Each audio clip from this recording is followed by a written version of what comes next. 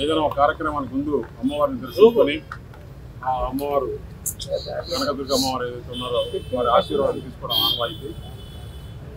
నేను ఇవాళ అనకాపల్లి బయలుదేరుతున్నాను. 4వ తారీఖు కౌంటింగ్ ఉంది.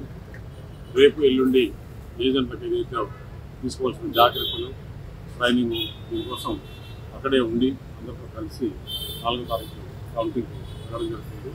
దాని ముందు మేము వచ్చి అమ్మవారి ఆశీర్వాదం తీసుకోవడం జరుగుతుంది. ఈరోజు సాయంత్రం 6:30 గంటలకి దేశవ్యాప్తంగా మన రాష్ట్రంతో పాటు దేశవ్యాప్తంగా కూడా ఎగ్జిట్ పోల్స్ రిలీజ్ చేస్తారు. నేను చెప్తున్నా ఒకటే, జగన్మోహన్ రెడ్డి చెప్తూ ఉన్నాడు కదా, వై నాట్ 175 అని. జగన్మోహన్ రెడ్డికి అటుపక్క ఫిగర్ ఒకటన్నా ఇటుపక్క ఫిగర్ ఒకటన్నా కట్టడం వైఎస్ఆర్ పార్టీకి గ్యారెంటీ చెప్పేసి తెలియజేస్తున్నారు. ఈ కూటమి ఇటు ఆంధ్రప్రదేశ్లోనూ అటు భారతదేశంలోనూ 2 చోట్ల కూడా ప్రభుత్వం ఏర్పాటు చేస్తుంది. నేను చెప్పా కదా, 175లో కూటమికి ప్రభుత్వం మెజారిటీ సీట్లు వస్తాయి. ప్రభుత్వం ఏర్పాటు చేయడానికి ఏమాత్రం దొరకలేదు, మంచి సీట్లు వస్తాయి. ఇది ఒక తుఫానా అనాలనా లేదంటే కన్నా ప్రజలు వ్యతిరేకంగా ఉన్నారు.